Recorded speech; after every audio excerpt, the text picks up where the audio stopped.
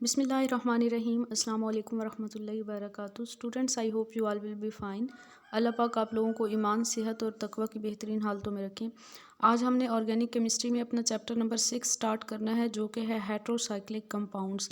Heterocyclic compounds ऐसे compounds होते हैं जिनमें कार्बन के अलावा कोई और एटम भी रिंग फॉर्मेशन में पार्टिसिपेट करता है, और जो कार्बन के अलावा एटम होगा उसको हम कहते हैं हेट्रो एटम। और हेट्रो एटम्स में हमारे पास ऑक्सीजन, नाइट्रोजन, सल्फर हो सकते हैं, या रिसेंटली ये भी देखा गया है कि फास्फोरस, बोरोन या सिलिकॉन में से भी कोई हेट्रो एटम हो सकता है। अच्छा, हेट्रो एटम्स जो हैं, टोटल ऑर्गेनिक कंपाउंड्स का तकरीबन 1/3 जो हैं वो हेट्रो एटम्स पाए जाते हैं। इनकी 2 मेन क्लासेस हैं। एरोमेटिक हो सकते हैं, नॉन एरोमेटिक हो सकते हैं। एरोमेटिक में एग्जांपल्स अगर हम देखें तो पायरिडीन, पायरोल, फ्यूरेन और थायोफिन वगैरह शामिल हैं। नॉन एरोमेटिक में पायरोलिडीन और पाइपरिडीन आ जाते हैं, और ये दोनों जो हैं, पायरोलिडीन और पाइपरिडीन जो हैं, ये सेकेंडरी एमीन्स की तरह की प्रॉपर्टीज़ शो करते हैं। इसके अलावा एंटीबायोटिक्स, वाइटामिन्स, अल्कलाइड्स और नेचुरल पिगमेंट्स वगैरह जो हैं, इनमें भी हेट्रोसाइक्लिक कंपाउंड्स पाए जाते हैं। अब हम one by one heterocyclic compounds को डिटेल में देखेंगे। जैसे कि पहले हम ऑर्गेनिक हेट्रोसाइक्लिक कंपाउंड्स की बात करें तो पायरोल सबसे पहले हम स्टडी करेंगे। पायरोल का मॉलिक्यूलर फार्मूला होता है C4H5N, और इसका स्ट्रक्चरल फार्मूला आपको नज़र आ रहा है। एक 5 मेंबर्ड रिंग होता है जिसमें एक कॉर्नर पे नाइट्रोजन है और बाकी सारे कॉर्नर्स पे कार्बन मौजूद हैं। इसको हम इस तरह शो कर सकते हैं सर्कल के थ्रू, और सर्कल जो है ये डीलोकलाइज्ड पाई मॉलिक्यूलर ऑर्बिटल को शो कर रहा है। या फिर हम इसको स्ट्रक्चर से भी शो कर सकते हैं जिसमें आपके पास सेम वैसा ही है, जस्ट आपके पास अल्टरनेटिव सिंगल और डबल बॉन्ड आ जाते हैं और नाइट्रोजन के ऊपर लॉन पेयर आ जाता है, और नाइट्रोजन के साथ एक हाइड्रोजन भी कनेक्टेड है। या फिर इसको बिल्कुल ओपनली हम शो करें तो इस तरह शो करेंगे, इसमें 4 कार्बन आइटम्स हैं, चारों कार्बन आइटम्स के साथ एक एक हाइड्रोजन है, और एक डबल एक सिंगल, एक डबल एक सिंगल बॉन्ड है इसके अंदर, और लॉन पेयर मौजूद है नाइट्रोजन के ऊपर, जो कि इन्वॉल्व होता है डबल बॉन्ड यानी कि पाई इलेक्ट्रॉन्स के साथ और मॉलिक्यूलर ऑर्बिटल बनाने में, और नाइट्रोजन के साथ भी एक हाइड्रोजन प्रेजेंट है। तो टोटल जो इसके पास पाई इलेक्ट्रॉन्स हैं इस स्ट्रक्चर के अंदर, टोटल पाई इलेक्ट्रॉन्स कितने हैं, एक इस ये वाला पाई इलेक्ट्रॉन 2, ये वाले 2 4, और ये 2 नाइट्रोजन के ऊपर, तो टोटल इसके पास 6 पाई इलेक्ट्रॉन हैं। हम पीछे पढ़ चुके हैं कि जब जो सिस्टम 6 पाई इलेक्ट्रॉन्स पे मुश्तमिल होता है वो एरोमेटिक होता है। हेट्रो एटम इसमें नाइट्रोजन है, हर एटम sp2 हाइब्रिडाइज्ड है, और कलरलेस लिक्विड होता है। इसका बॉइलिंग पॉइंट 131 डिग्री सेल्सियस है। 6 पाई इलेक्ट्रॉन्स हैं। अब देखें इसमें जो है ना sp2 हाइब्रिडाइजेशन, 6 पाई इलेक्ट्रॉन्स, ये हमें इशारा दे रहे हैं किस तरफ कि ये एक एरोमेटिक हेट्रोसाइक्लिक कंपाउंड है, ठीक है। और ये डार्क ब्राउन कलर में चेंज हो जाता है एयर की प्रेजेंस में। इसका ऑर्डर जो है वो क्लोरोफॉर्म की तरह का होता है। इसके सोर्सेज में बोन ऑयल है, कोल टार है, present in haemoglobin, chlorophyll and some alkaloids. Preparation की बात करें, प्रिपरेशन से पहले थोड़ा और डिटेल आपको बता दूं तो इसके 5 रेजोनेंस स्ट्रक्चर्स होते हैं, डाईपोलर होते हैं, ठीक है, यानी कि उसमें चार्ज सेपरेशन होती है, लो बेसिसिटी होती है क्योंकि इसका जो नाइट्रोजन के ऊपर लॉन पेयर प्रेजेंट है वो डीलोकलाइजेशन में इन्वॉल्व हो जाता है। एसिडिटी भी इसकी लो होती है, और इसकी डाइपोल मोमेंट 1.81 डिबाई है। जबकि पायरोल की निस्बत दूसरा जो है पायरोलिडीन है, यानी पायरोल की हम रिडक्शन करवा दें तो हमारे पास पायरोलिडीन ऑब्टेन होता है, जिसकी डाइपोल मोमेंट पायरोल से कम होती है, 1.58 डिबाई है। तो इन दोनों की कंपैरेटिवली आप याद रखिएगा, पायरोल की 1.81 है और पायरोलिडीन की जो है वो 1.58 डिबाई है। इसके अलावा स्टेबल रेजोनेंस एनर्जी इसकी है, ये स्टेबल होता है, इसकी रेजोनेंस एनर्जी 105 किलो जूल पर मोल है। अब हम आ जाते हैं प्रिपरेशन की तरफ। इसे स्टाइलिन से भी प्रिपेयर किया जा सकता है पायरोल को। अगर हम 2 मोल लेते हैं स्टाइलिन के, अमोनिया के साथ रिएक्शन करवाते हैं रेड हॉट ट्यूब के अंदर, तो आपके पास पायरोल ऑब्टेन होता है, साथ में हाइड्रोजन गैस। दूसरा मेथड है प्रिपरेशन का from diazonium mucate. Diazonium mucate का स्ट्रक्चर आप देखें तो इसमें टोटल जो है 4 CHOH यूनिट लगे हुए हैं, जिनको मैं यहाँ से सर्कल कर रही हूँ, थोड़ा मेंशन कर रही हूँ ताकि आपको ये स्ट्रक्चर याद हो जाए। डाई अमोनियम म्यूकेट के स्ट्रक्चर में CHOH 4 यूनिट्स लगे हुए हैं, साथ में COONH4 2 ये लगे हुए हैं, ठीक है, साइडों पे। तो ये स्ट्रक्चर है आपके पास डायमोनियम म्यूकेट का। इसे 200 डिग्री सेंटीग्रेड पे हीट करते हैं विद ग्लाइसरोल, तो आपके पास पायरोल ऑब्टेन होता है, carbon dioxide and water. Next हमारे पास मेथड आ जाता है सक्सिनामाइड से प्रिपरेशन। सक्सिनामाइड का स्ट्रक्चर अगर आप देखें तो इसके हम कीटो फॉर्म भी लिख सकते हैं, इनोल फॉर्म भी लिख सकते हैं। कीटो फॉर्म आपको यहाँ पे शो हो रही है। इसका स्ट्रक्चर आप देखें तो इनोल फॉर्म आपको ज़्यादा अच्छे से मेरे ख्याल में याद रह जाएगा, क्योंकि इसकी रिजेंबलेंस आप देखें ना इसके साथ पायरोल के साथ, पायरोल का स्ट्रक्चर और इसका स्ट्रक्चर तकरीबन सेम है। डिफरेंस कहाँ पे आ रहा है कि पायरोल में ये जो दो कार्बन हैं इनके साथ हाइड्रोजन प्रेजेंट होते हैं, और सक्सिनामाइड में जो ये दो कार्बन हैं इनके साथ OH OH प्रेजेंट होते हैं।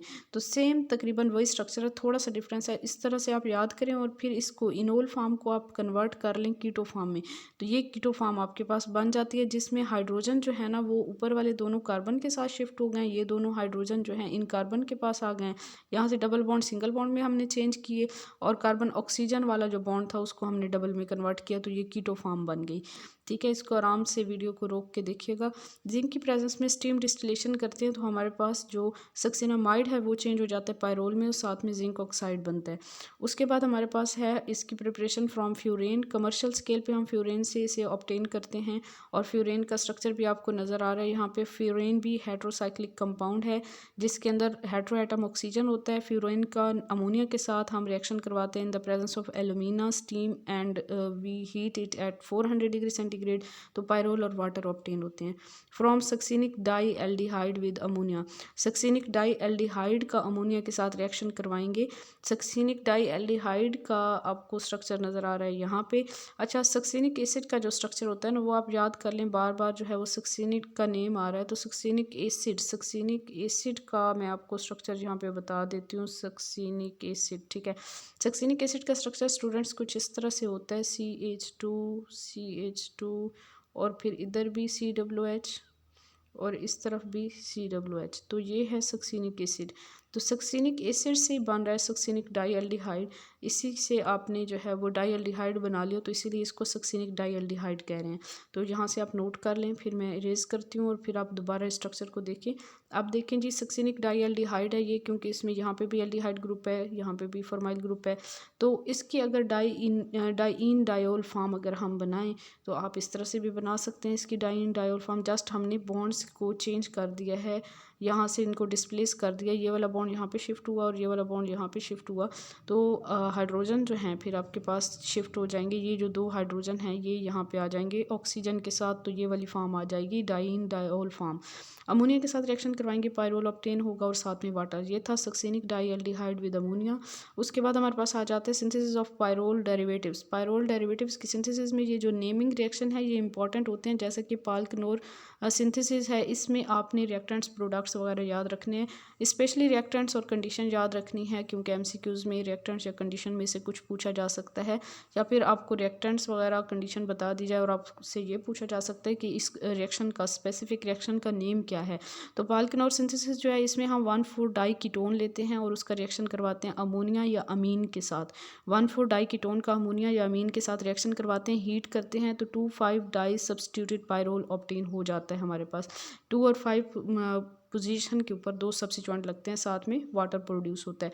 उसके बाद हैंस सिंथेसिस है जिसमें हम बीटा कीटो एस्टर लेते हैं, ठीक है, रिएक्टेंट्स याद रखें, बीटा कीटो एस्टर लेते हैं, अमोनिया लेते हैं और क्लोरोएसिटेन लेते हैं, ठीक है, बीटा कीटो एस्टर लेते हैं, अमोनिया लेते हैं और साथ में क्लोरोएसिटोन लेते हैं। बीटा कीटो एस्टर का स्ट्रक्चर देख लें, बीटा कीटो एस्टर, ये एस्टर का ग्रुप आ गया, ठीक है, और यहाँ पे कीटोनिक ग्रुप भी है, तो बीटा कीटो एस्टर ये हो जाएगा ना अल्फा कार्बन और ये बीटा कार्बन, तो बीटा कार्बन पे कीटोनिक ग्रुप है तो बीटा कीटो, और यहाँ पे हमारे पास फंक्शनल ग्रुप एस्टर का आ जाता है, तो बीटा कीटो एस्टर आ गया। अमोनिया के साथ रिएक्शन करवाएंगे एंड क्लोरोएसिटेन, तो ये तो सिंपल है, ये एसिटेन है आपके पास, सॉरी एसीटोन है और साथ में क्लोरीन लग गया तो क्लोरोएसिटोन। CH3 से डबल बॉन्ड और CH3 जो है ये एसीटोन होता है, जस्ट आपने क्या करना है CH3 में से एक हाइड्रोजन निकाल के उसकी जगह पे क्लोरीन लगा दिया तो क्लोरोएसिटोन बन गया। इनका जब आप उसमें रिएक्शन करवाते हैं तो आपके पास जो है वो सब्स्टिट्यूटेड पायरोल ऑब्टेन होता है, साथ में HTL और HCl और वाटर, ठीक है। उसके बाद जी हमारे पास आ जाता है केमिकल रिएक्शंस आ जाते हैं। केमिकल रिएक्शन से पहले थायोफिन और फ्यूरेन के स्ट्रक्चर को आप देख लें, अपने माइंड में रख लें, क्योंकि इनके साथ थोड़ा थोड़ा कंपेयर करेंगे तो आपको स्ट्रक्चर अपने माइंड में होगा, तो आगे जब इनकी डिटेल देखेंगे तो आपको मुश्किल नहीं होगी। थायोफिन के स्ट्रक्चर में हेट्रोएटम जो है वो सल्फर होता है और फ्यूरेन के स्ट्रक्चर में हेट्रोएटम ऑक्सीजन होता है, बाकी सारा स्ट्रक्चर पायरोल का, थायोफीन का, फ्यूरेन का तकरीबन सेम है, जस्ट इनका हेटेरो एटम का डिफरेंस है। पायरोल के अंदर नाइट्रोजन होता है, थायोफीन के अंदर सल्फर होता है और फ्यूरेन के अंदर ऑक्सीजन होता है। ठीक है, केमिकल रिएक्शन देखें तो लेस एरोमेटिक है than thiophene but more aromatic than furan. Thiophene से कम एरोमेटिक है और फ्यूरेन से ज़्यादा एरोमेटिक है पायरोल जो है। ठीक है, उसके बाद जी हमारे पास आ जाता है साल्ट फॉर्मेशन। अब केमिकल रिएक्शंस इसके देखेंगे, एसिडिक नेचर होती है इसकी और ये वीक एसिड के तौर पे एक्ट करता है। जब इसका हम बेस के साथ रिएक्शन करवाएंगे तो साल्ट बनेगा, जैसे कि पायरोल का हम KOH के साथ रिएक्शन करवा रहे हैं तो पोटाशियो पायरोल बन रहा है। यहाँ पे आपको नज़र आ रहा है कि हाइड्रोजन रिमूव हो गया और उसकी जगह पे पोटाशियम लगा तो N पे नेगेटिव चार्ज और K पे पॉजिटिव चार्ज आ गया। Because in anion no charge separation so more stable than pyrrole itself. Anion जो है इसमें कोई चार्ज सेपरेशन नहीं है तो ये जो है ना अपने साल्ट से ज़्यादा स्टेबल होगा। साल्ट में आप देखें तो पॉजिटिव नेगेटिव दो चार्जेस आ रहे हैं ना, चार्ज सेपरेशन हो रही है। अब यहाँ पे एनाइन में देखें तो जस्ट नेगेटिव चार्ज है और वो जो है वो पूरे रिंग के ऊपर डिलोकलाइज हो जाएगा, तो ये ज़्यादा स्टेबल होता है as compare to salt itself. उसके बाद हमारे पास आ जाता है, हम अगर ग्रिग्ना रिएजेंट के साथ पायरोल का रिएक्शन करवाते हैं तो फिर भी हमारे पास साल्ट बनता है और साल्ट कुछ इस तरह से होता है कि नाइट्रोजन के साथ मैग्नीशियम और Br लग जाता है और साथ में CH4 बन गया। अच्छा जी, रिडक्शन देखें, रिडक्शन हम इसकी करवाएंगे तो डिफरेंट तरह की रिडक्शन करवा सकते हैं। पहले हम हाइड्रोजन ऐड करवाएंगे in the presence of nickel at 200 degree centigrade, और या फिर हम कंडीशन यूज़ कर सकते हैं जिंक और साथ में जो है ना वो स्टिक एसिड यूज़ कर सकते हैं और साथ में हाइड्रोजन आयोडाइड एंड फास्फोरस, तो पायरोलिडीन बन जाता है। मीन कि इसके डबल बॉन्ड ख़त्म हो जाएंगे, हाइड्रोजन की एडिशन हो जाएगी इन कार्बन के साथ, तो इस तरह से डबल बॉन्ड ख़त्म हो जाएंगे और एरोमेटिसिटी ख़त्म हो जाएगी, इस तरह से पायरोलिडीन में कन्वर्ट हो जाएगा, नॉन एरोमेटिक कंपाउंड में कन्वर्ट हो जाएगा अपॉन रिडक्शन। बेसिक करैक्टर की बात करें तो साल्ट फॉर्मेशन यहाँ पे भी होगी। जब हम इसका बेसिक करैक्टर चेक करते हैं तो हम एसिड के साथ रिएक्शन करवाते हैं और हमारे पास साल्ट बनता है। साल्ट जो ये बन रहा है आपको नज़र आ रहा है स्टेबल है in the absence of oxygen and resonance energy lost हो जाती है, यहाँ पे एरोमेट्रिसिटी भी लॉस्ट हो जाती है क्योंकि नाइट्रोजन का लॉन पेयर जो है वो यहाँ पे इन्वॉल्व हो जाता है फर्दर बॉन्ड फॉर्मेशन में। तो पायरोल था, HCl के साथ रिएक्शन करवाया, नाइट्रोजन पे पॉजिटिव चार्ज, नाइट्रोजन के साथ दो हाइड्रोजन ने बॉन्ड बनाया और साथ में जो है वो Cl नेगेटिव भी यहाँ पे कनेक्टेड होगा, पायरोल हाइड्रोक्लोराइड ये एक साल्ट बन जाएगा। फर्दर ये जो साल्ट है इसकी हम ऑक्सीडेशन करवाते हैं, ऑक्सीजन की मौजूदगी में पॉलीमराइजेशन करवाते हैं तो ब्राउन रीजन बनता है। ठीक है, ऑक्सीजन की मौजूदगी में पॉलीमराइजेशन करवाते हैं तो ब्राउन कलर का रीजन बनता है, ये याद रखिएगा। जो आपके पास साल्ट बना था जब इसका हमने बेसिक करैक्टर चेक किया था तो जो साल्ट बना था पायरोल हाइड्रोक्लोराइड, उसका हम ऑक्सीजन की मौजूदगी में पॉलीमराइजेशन करवाएंगे तो ब्राउन रीजन बनेगा। इलेक्ट्रोफिलिक सब्सटीट्यूशन रिएक्शंस की बात करें तो ये ज़्यादा रिएक्टिव है than benzene towards electrophilic substitution reaction. Pyrrole is more reactive than benzene towards electrophilic substitution reaction at position 2 and position 5. Positions लाजमी याद रखा करें, MCQs के लिहाज से बहुत इंपॉर्टेंट होती हैं ये बातें। बेंजीन से ज़्यादा रिएक्टिव है towards electrophilic substitution reactions and at position 2 and 5। अब यहाँ पे रिएक्शंस लिखे हैं, रिएक्टेंट्स लिखे हैं, प्रोडक्ट्स लिखे हैं। रिएक्शन आपके पास सबसे पहले इलेक्ट्रोफिलिक सब्सटीट्यूशन रिएक्शन में नाइट्रेशन आ जाता है, जहाँ पे रिएक्टेंट्स हैं पायरोल है, कोल्ड HNO3 है, सोल्यूशन है और in the presence of acetic anhydride at 5 degree Celsius आपके पास प्रोडक्ट ऑब्टेन होगा कुछ इस तरह से, जहाँ पे जस्ट इतना याद रख लें कि 2 पोजीशन पे नाइट्रो ग्रुप लग गया। Halogenation second electrophilic substitution reaction में, हेलोजिनेशन में हम क्लोरिनेशन, ब्रोमिनेशन और आयोडिनेशन देखेंगे। कंडीशन इसमें देखें, क्लोरिनेशन ब्रोमिनेशन में ब्रोमीन ऐड करेंगे in the presence of ethanol at 0 degree centigrade. ठीक है, तो इस तरह से आपके पास सारी के सारे जो पोजीशंस अवेलेबल हैं सब पे ब्रोमीन की एडिशन सब्स्टिट्यूशन हो जाएगी। उसके बाद क्लोरिनेशन में sulphuryl chloride in the presence of ether and 0 degree centigrade, तो क्लोरीन ने भी सारी पोजीशंस पे सब्सटीट्यूट हो जाना है। उसके बाद आयोडीनेशन में आयोडीन एंड पोटेशियम आयोडाइड, क्योंकि आपको पता है कि आयोडीन वाला रिएक्शन रिवर्स हो जाता है तो इस वजह से हम पोटेशियम आयोडाइड यूज़ करते हैं यहाँ पे। तो यहाँ पे भी आपको पास 2, 3, 4, 5 टेट्रा आयोडोपायरोल ऑब्टेन होगा। उसके बाद फ्रेडल क्राफ्ट एसाइलेशन है। फ्रेडल क्राफ्ट एसाइलेशन में हमने एसिड एनहाइड्राइड के साथ रिएक्शन करवाना है 250 डिग्री सेल्सियस पे, कोई कैटलिस्ट यूज़ नहीं करेंगे तो 2 पोजीशन पे जो है वो सब्सटीट्यूशन होगी। सल्फोनेशन जो है इसमें SO3 ऐड करवाएंगे the presence of pyridine at 90 degree Celsius, तो 2 पोजीशन पे ही सल्फोराइल ग्रुप लगेगा। उसके बाद राइमर टिमन रिएक्शन है, राइमर टिमन फॉर्माइलेशन है।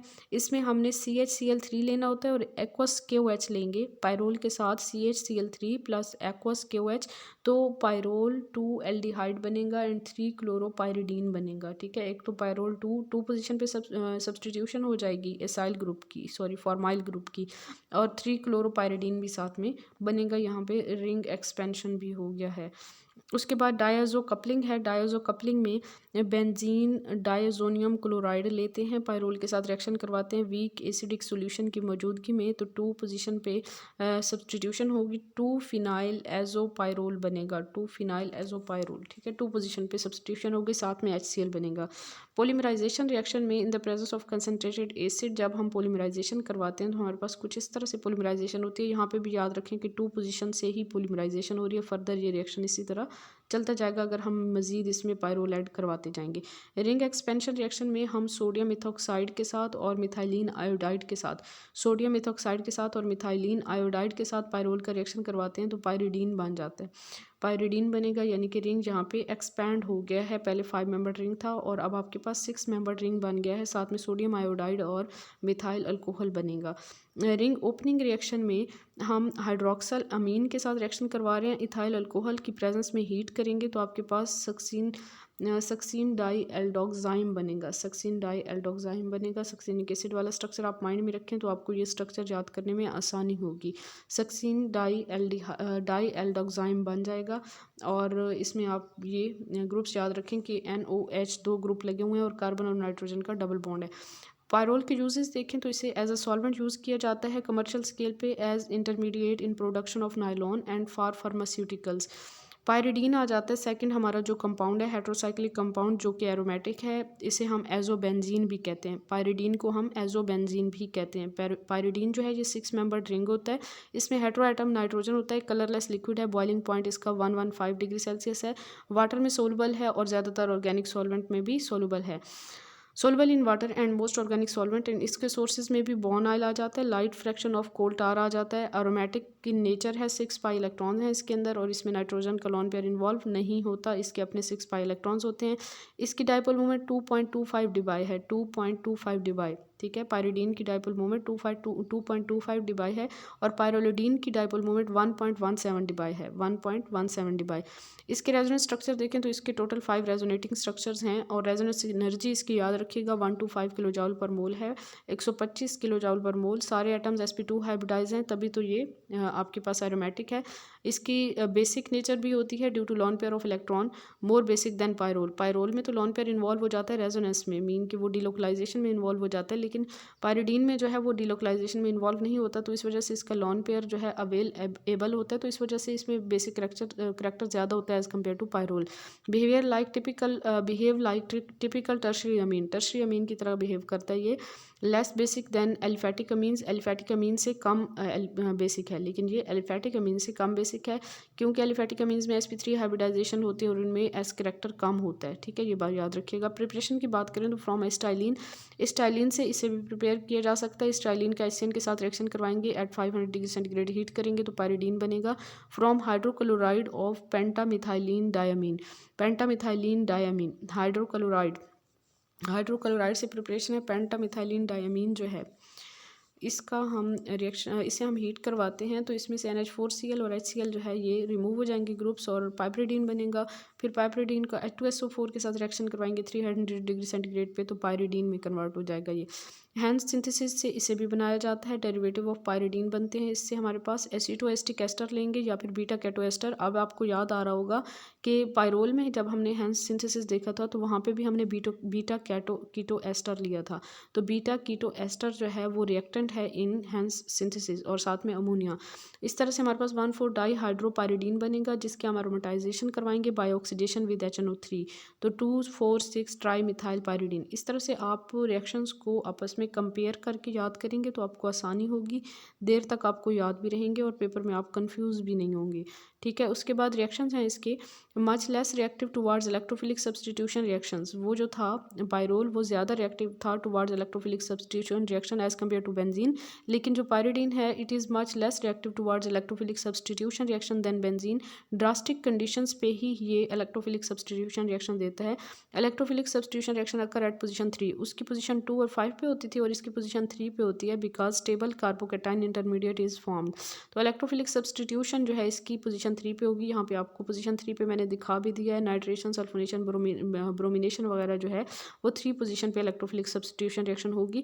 Unlike benzene, pyridine give nucleophilic substitution reaction. अब बेंजीन के बरअक्स ये न्यूक्लियोफिलिक सब्स्टिट्यूशन रिएक्शन ज़्यादा ईजिली देता है एट पोजीशन 2। अब यहाँ पे पोजीशन 2 याद रखिएगा, because intermediate anion formed is more stable due to delocalization of the negative charge on electronegative nitrogen atom.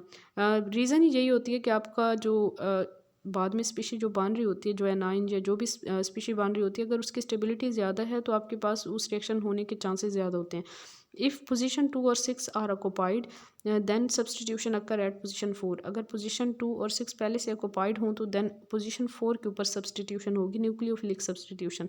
Electrophilic substitution reactions देखें तो नाइट्रेशन आप देखें, हमने पायरिडीन लिया, KNO3 लिया, 300 डिग्री सेंटीग्रेड पे हीट करेंगे in the presence of H2SO4 तो 3 पोजीशन पे नाइट्रो ग्रुप लगा तो 3 नाइट्रोपायरिडीन बन जाएगा। सल्फोनेशन में फ्यूमिंग सल्फ्यूरिक एसिड लेंगे HgSO4 की मौजूदगी में 230 डिग्री सेंटीग्रेड पे तो पायरिडीन 3 सल्फोनिक एसिड बनेगा। 3 पोजीशन पे हुई सब्स्टिट्यूशन। ब्रोमिनेशन में चारकोल की मौजूदगी में 300 डिग्री सेंटीग्रेड पे हीट करेंगे 3 पोजीशन पे, या फिर 3 और 5 पोजीशन पे जो है 3,5 डाइब्रोमोपायरिडीन भी बन सकता है, 3 ब्रोमोपायरिडीन भी बन सकता है।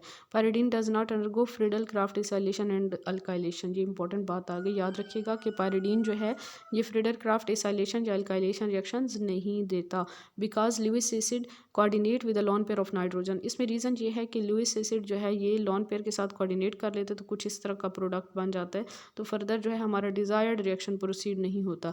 न्यूक्लियोफिलिक सब्स्टिट्यूशन रिएक्शंस की बात करें तो पोजीशन 2 और 4 पे न्यूक्लियोफिलिक सब्स्टिट्यूशन रिएक्शन होते हैं।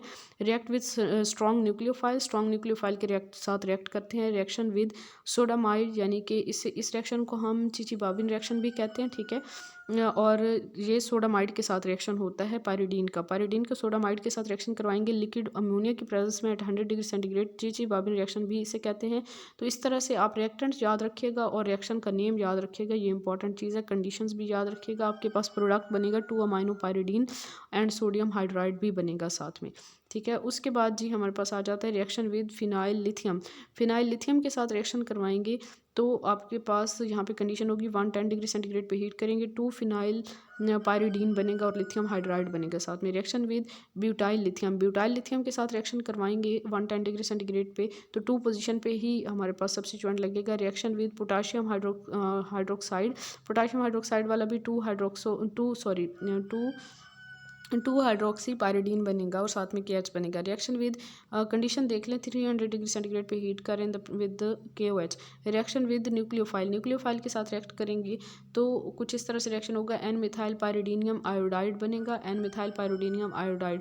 नाइट्रोजन के लॉन पेयर के साथ जो है ये अटैच हो जाएगा CH3I नेगेटिव और CH3Br के साथ रिएक्शन करवाएंगे तो तब भी कुछ इस तरह से होगा, N मिथाइल पायरिडीनियम ब्रोमाइड क्रिस्टलाइन ये सब्सटेंस होता है।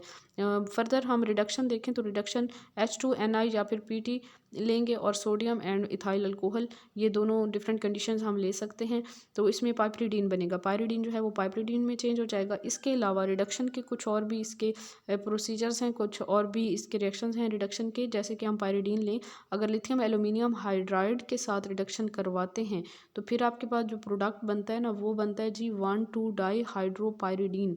याद रखिएगा कि लिथियम एल्यूमिनियम हाइड्राइड के साथ रिडक्शन करवाते हैं तो 1,2 डाई हाइड्रोपायरिडीन जो है ये प्रोडक्ट बनता है। और अगर हम रिडक्शन करवाते हैं बिर्च रिडक्शन में सोडियम लेते हैं, लिक्विड अमोनिया लेते हैं और इथाइल अल्कोहल लेते हैं तो इस केस में हमारे पास जो प्रोडक्ट बनता है ना वो 1,4 डाई हाइड्रोपायरिडीन, यहाँ पे 1,2 डाई हाइड्रोपायरिडीन बन रहा है जब हम लिथियम एल्यूमिनियम हाइड्राइड के साथ रिडक्शन करवा रहे हैं पायरिडीन की, और जब हम सोडियम लिक्विड अमोनिया और in the presence of ethyl alcohol birch reduction करवा रहे हैं तो फिर हमारे पास 1,4 डाई हाइड्रोपायरिडीन बनता है, ठीक है जी। उसके बाद ऑक्सीडेशन आ जाती है। Pyridine is resistant to oxidation, however it can be oxidized to pyridine N oxide on treatment with peracid और peracetic acid perbenzoic acid. कह रहे हैं कि ऑक्सीडेशन जो है ऑक्सीडेशन को रेजिस्ट करता है ये कंपाउंड, लेकिन अगर हम पर एसिड्स लेते हैं तो फिर हमारे पास ये चेंज हो जाता है पायरिडीन एन ऑक्साइड के अंदर इन द प्रेजेंस ऑफ पर एसिटिक एसिड और पर बेंजोइक एसिड। जब हम ऑक्सीडेशन करवाएंगे इन द प्रेजेंस ऑफ पर एसिटिक एसिड, हम एटॉमिक ऑक्सीजन ले रहे हैं तो हमारे पास पायरिडीन एन ऑक्साइड बन रहा है, ठीक है, पायरिडीन एन ऑक्साइड। और pyridine N oxide give substitution at position 4 पे सब्स्टिट्यूशन होगी पायरिडीन एन ऑक्साइड की, ठीक है। PCl3 के साथ रिएक्शन करवाएंगे, हीट करेंगे तो डीऑक्सीजनेशन भी इसकी करवा सकते हैं, डीऑक्सीजनेशन। तो इस तरह से दोबारा हमारे पास पायरिडीन ऑब्टेन हो जाएगा। अगर हम पायरिडीन एन ऑक्साइड को पायरिडीन में चेंज करना चाहें तो PCl3 के साथ रिएक्शन करवाएंगे, हीट करेंगे तो हमारे पास पायरिडीन ऑब्टेन हो जाएगा दोबारा। यूजेस देखें पायरिडीन के, तो एज अ सॉल्वेंट यूज़ किया जाता है in organic synthesis to denature alcohol for preparation of sulfa pyridine, zein and niacin. इनको फर्दर आप नेट से थोड़ा ज़्यादा एक्सप्लोर कर लीजिएगा ताकि आपको कंसेप्ट ज़्यादा अच्छा क्लियर हो जाए और ये चीज़ ज़्यादा आपके माइंड में बैठ जाए। थायोफिन की बात करें, यहाँ पे मेरी कोशिश होती है कि लेक्चर में जल्दी कवर करवाऊँ और आजकल थोड़ा गला भी ख़राब है तो इस वजह से भी मेरी कोशिश है कि थोड़ा मैं जल्दी जल्दी बोलूँ। थायोफिन देखें, थायोफिन जो है थाया साइक्लोपेंटा 2,4 डाइइन भी इसे हम कह सकते हैं, थाया cyclopenta 2,4 diene.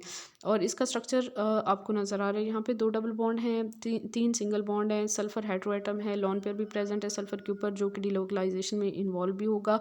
Molecular formula C4H4S है। प्लेनर होता है, 5 मेंबर रिंग होता है, 6 पाई इलेक्ट्रॉन्स होते हैं, हेट्रोएटम सल्फर होता है, इनसोल्युबल इन वाटर। उसके बाद फर्दर हम देखें कलरलेस लिक्विड है, बेंजीन लाइक ऑर्डर होता है, बॉइलिंग पॉइंट 84 डिग्री सेल्सियस है, discovered as contaminate in benzene. Benzene में एज अ कॉन्टामिनेंट इसे डिस्कवर किया गया, usually present as impurity in commercial benzene. Commercial benzene में एज एन इम्प्योरिटी प्रेजेंट होता है थायोफिन, ठीक है।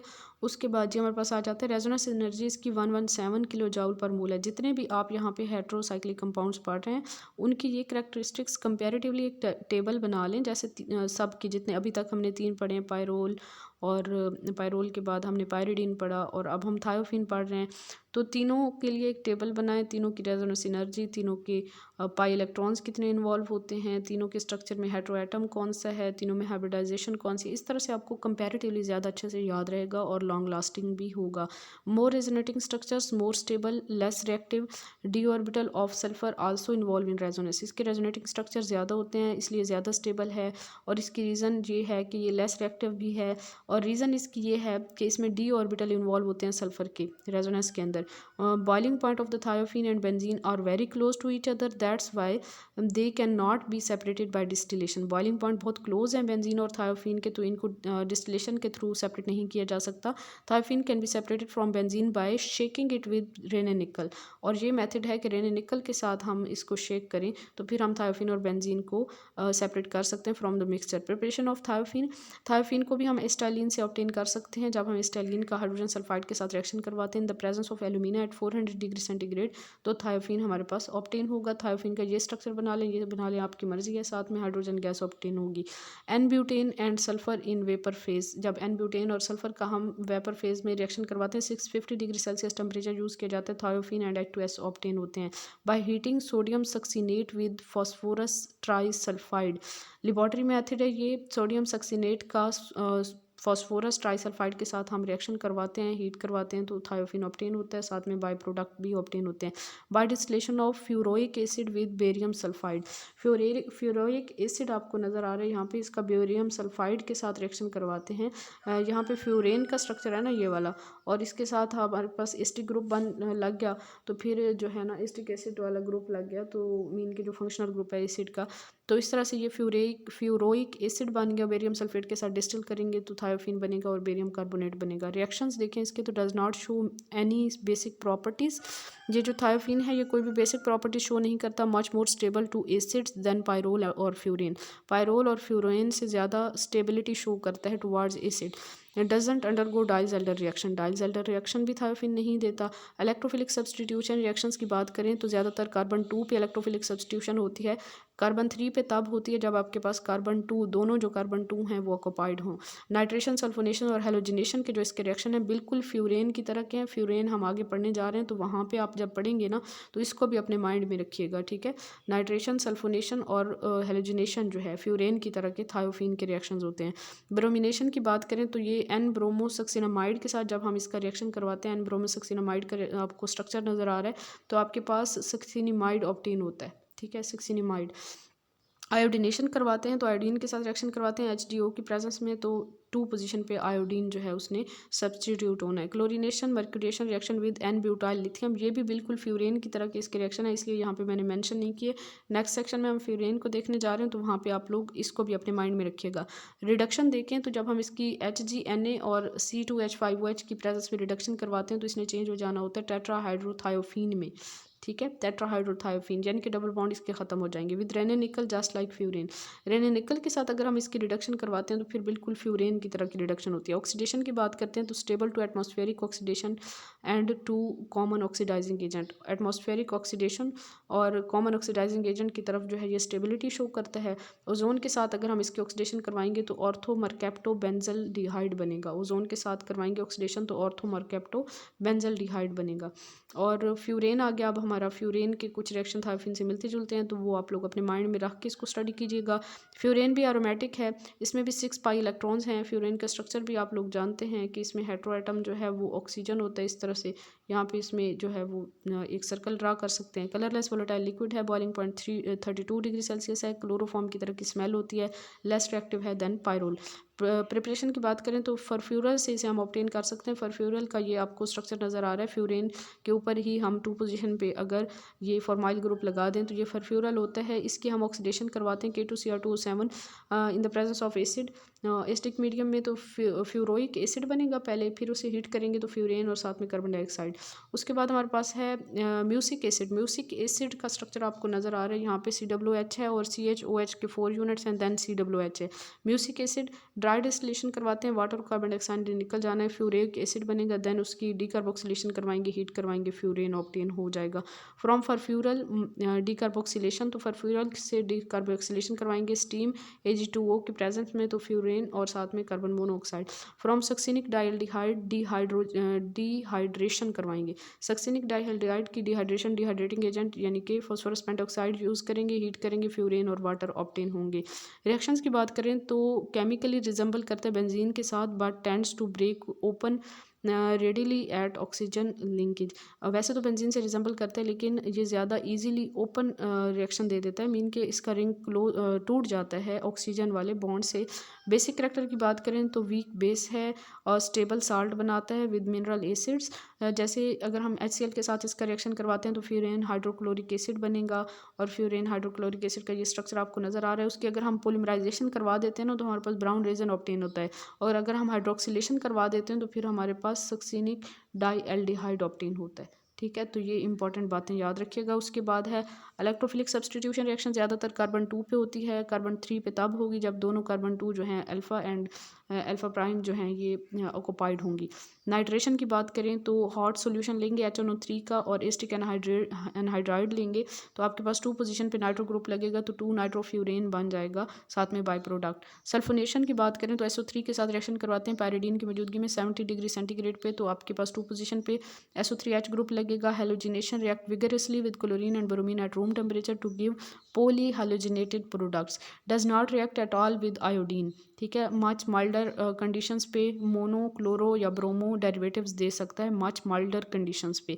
तो यहाँ पे आपको नज़र आ रहा है कि अगर हम फ्यूरेन को लेते हैं, ब्रोमिनेशन करवाते हैं डाईऑक्सेन की मौजूदगी में 0 डिग्री सेंटीग्रेड पे, तो 2 पोजीशन पे ब्रोमीन लगेगा माइल्डर कंडीशन पे, और अगर हम क्लोरिनेशन करवाते हैं एट 40 डिग्री सेंटीग्रेड तो दोनों 2 पोजीशन पे क्लोरीन लग सकता है या फिर एक पे भी लग सकता है। फ्रीडर क्राफ्ट एसाइलेशन की बात करते हैं तो एस्टिक एनहाइड्राइड के साथ रिएक्शन करवाते हैं BF3 या फिर SnCl4 की मौजूदगी में 0 डिग्री सेंटीग्रेड पे, तो 2 एसिटाइल फ्यूरिन 2 पोजीशन पे एसिटाइल ग्रुप लगेगा। गेटरमैन रिएक्शन है HCl और HCN का, जब हम रिएक्शन करवाते हैं in the presence of AlCl3 तो NH डबल बॉन्ड CHCl बनता है। NH डबल बॉन्ड CHCN को हम इमिनाइल क्लोराइड कहते हैं, iminyl chloride. NH double bond CHCl को इमिनाइल क्लोराइड कहते हैं हम, और फ्यूरेन के साथ इसका रिएक्शन करवाते हैं in the presence of AlCl3 तो हमारे पास एक कॉम्प्लेक्स बनता है, उसको हम वाटर में डिजोल्व करते हैं तो हमारे पास फरफ्यूरल बनता है। तो ये गेटरमैन रिएक्शन था फ्यूरेन का। उसके बाद हम मर्क्यूरेशन इसकी करवाते हैं HgCl के साथ, HgCl2 के साथ रिएक्शन करवाते हैं मर्क्यूरिक क्लोराइड के साथ, सोडियम एस्टेट की मौजूदगी में हीट करवाते हैं तो हमारे पास कुछ इस तरह का प्रोडक्ट बनता है जिसे हम क्लोरोमर्क्यूरी फ्यूरेन कहते हैं। इसकी हम आयोडीनेशन या ब्रोमिनेशन करवाएंगे तो 2 पोजीशन पे सब्सटीट्यूशन होगी, या फिर हम जो है ना वो एसाइल ग्रुप भी सब्सटीट्यूट करवा सकते हैं यहाँ पे। Reaction with N butyl lithium, 2 furan lithium जो है वो undergo many useful reactions of organolithium compounds. 2 furan lithium बनता है जब हम इसका रिएक्शन करवाते हैं एन ब्यूटाइल लिथियम के साथ, तो 2 फ्यूरेन लिथियम बनता है और वो बहुत से ऑर्गेनोलिथियम कंपाउंड्स बनाने के लिए यूज़ हो सकता है। तो यहाँ पे आपको ये रिएक्शन भी नज़र आ रहा है, ईथर की प्रेजेंस में होगा ये रिएक्शन। और जो 2 फ्यूरेन लिथियम है इसका हम कार्बन डाइऑक्साइड के साथ रिएक्शन करवाते हैं HCl की मौजूदगी में, तो हमारे पास फ्यूरोइक एसिड बनता है, फ्यूरोन 2 कार्बोक्सिलिक एसिड भी हम इसे कहते हैं। उसके बाद हमारे पास है रिडक्शन करवाएंगे तो THF बनेगा, टेट्राहाइड्रोफ्यूरेन बनेगा। इसको हम इनर्ट सॉल्वेंट के तौर पे यूज़ करते हैं। और THF with NH3 give pyrrolidine, THF और NH3 मिल के पायरोलिडीन बनाते हैं। तो फ्यूरेन की हम रिडक्शन करवा रहे हैं, निकल की मौजूदगी में हीट कर रहे हैं तो THF बनेगा, टेट्राहाइड्रोफ्यूरेन बनेगा। HCl के साथ रिएक्शन करवाएंगे इसका तो टेट्रामिथाइलिन क्लोरोहाइड्रिन बनेगा, टेट्रामिथाइलिन क्लोरोहाइड्रिन बनेगा। रिंग ओपनिंग रिएक्शन देखें तो मेथनॉल के साथ जब हम इसका रिएक्शन करवाते हैं HCl की मौजूदगी में तो हमारे पास डाई एसिटल सक्सीन डाईएल्डिहाइड बनेगा, diacetyl succine dialdehyde. Hydrolysis of the furan with dilute HCl also leads to ring opening. अगर डाइल्यूट HCl के साथ रिएक्शन करवाते हैं तो फिर भी रिंग ओपनिंग होती है, और अगर हम मेथनॉल और HCl के साथ रिएक्शन करवाते हैं तो फिर भी रिंग ओपनिंग होती है। Reaction with maleic anhydride Diels Alder reaction इसे हम कहेंगे। Furan has sufficient diene character to undergo Diels Alder reaction, इसमें डाइन कैरेक्टर होता है, ये डाइजेटर रिएक्शन दे सकता है to form addition product. Addition occur होती है at across carbon 2 and carbon 5। Pyrrole and thiophene do not give this reaction, ये भी याद रखिएगा, पायरोल और थायोफिन ये रिएक्शन नहीं देते डाइजेल्डर रिएक्शन। अच्छा जी, आप यहाँ पे देखें फ्यूरेन का हमने मैलिक एनहाइड्राइड के साथ रिएक्शन करवाया तो डाइजेल्डर एडक्ट बना। यहाँ पे डाइजेल्डर एडक्ट को भी याद रख लें, इसकी प्रैक्टिस कर लीजिएगा थोड़ी सी। यूजेस देखें तो furan is used in the manufacturing of THF। इसके अलावा रिएक्टिविटी ऑर्डर देखें तो पायरोल सबसे ज़्यादा रिएक्टिव है, फ्यूरेन उससे कम, थायोफिन उससे कम और बेंजीन सबसे कम। स्टेबिलिटी की बात करें तो उलट हो जाएगा, बेंजीन सबसे ज़्यादा स्टेबल, थायोफिन उससे कम, फ्यूरेन उससे कम और पायरोल सबसे कम। तो ये हमारा आज का लेक्चर था, यकीनन आप लोगों ने कुछ ना कुछ ज़रूर सीखा होगा। मेहनत करते रहें और अल्लाह पाक की ज़ात पे यकीन और भरोसा रखें, और आने वाले हर दिन में अपने आप को पिछले दिन से बेहतर करने की कोशिश करें। अगर ज़िंदगी में आपसे कोई गलतियाँ, कोई कोताहियाँ, कोई ख़ताएँ हो जाती हैं तो सच्चे दिल से अल्लाह पाक की ज़ात से माफ़ी मांग लें, क्योंकि हमें नहीं पता होता कि कब हमारी आखिरी टाइम आ जाए और हम इस दुनिया से चले जाएं। तो उससे पहले हमें अपने रिश्तों को बचाना चाहिए, अपनी फैमिली के साथ ज़्यादा बॉन्डिंग स्ट्रॉन्ग करनी चाहिए अपनी, और उससे ज़्यादा स्ट्रॉन्ग बॉन्डिंग अपने अल्लाह और उसके नबी के साथ करनी चाहिए। क्योंकि एट द एंड जो हमारी अबदी ज़िंदगी है, जो हमारी आखिरत की ज़िंदगी है, जो हमारी मीन के जो बाद की ज़िंदगी है, वो हमेशा रहने वाली ज़िंदगी है। और इस ज़िंदगी में जो चीज़ हमें काम आनी है वो हमारा अल्लाह के साथ एक बहुत स्ट्रॉन्ग बॉन्ड है। तो अपना बॉन्ड अल्लाह सुब्हाना वाला ताला के साथ बहुत स्ट्रॉन्ग बनाएं और उसके नबी के साथ भी, और वो आप ज़्यादा से ज़्यादा दुरूद पाक पढ़ के कर सकते हैं। और आप जितना ज़्यादा दुरूद पाक पढ़ेंगे तो दुरूद पाक जो है ना वो आप यूँ समझें कि आपकी हर तकलीफ़, हर परेशानी, हर मुसीबत के लिए एक मेडिसिन है। आपको किसी किस्म के डॉक्टर के पास जाने की ज़रूरत नहीं पड़ेगी। आप जस्ट दुरूद पाक का विर्द जारी रखें। और अगर आप दुरूद इब्राहिमी ज़्यादा नहीं पढ़ सकते, मीन के इंसान बिज़ी होता है 100 कामों में, तो आप जो है वो स्टार्टिंग में अल्लाहुम्मा सल्ली अला मुहम्मद व अला आलि मुहम्मद पढ़ के और आगे सल्लल्लाहु अलैहि वसल्लम, सल्लल्लाहु अलैहि वसल्लम, सल्लल्लाहु अलैहि वसल्लम इसका विर्द जारी रखें। तो ये भी सल्लल्लाहु अलैहि वसल्लम जो है ये भी एक बहुत ही जामिया दुरूद पाक है, जिसमें दुरूद भी आ जाता है और सलाम भी आ जाता है। और जैसा कि कुरान पाक में भी अल्लाह ताला ने फरमाया कि मफ़हूम है कि अल्लाह और उसके फ़रिश्ते भी नबी पाक सल्लल्लाहु अलैहि वसल्लम की ज़ात गिरामी पे दुरूद व सलाम भेजते हैं, तो ए ईमान वालों तुम भी भेजा करो। तो इस तरह से हम अल्लाह और उसके फ़रिश्तों के एक काम में शरीक हो जाते हैं, दुरूद पाक पढ़ने वाले इतना अजीम काम में। तो अपनी दुआओं में मुझे याद रखिए और दुरूद पाक की कसरत कीजिए। जज़ाकल्लाहु खैरन कसीरा। अल्लाह हाफ़िज़।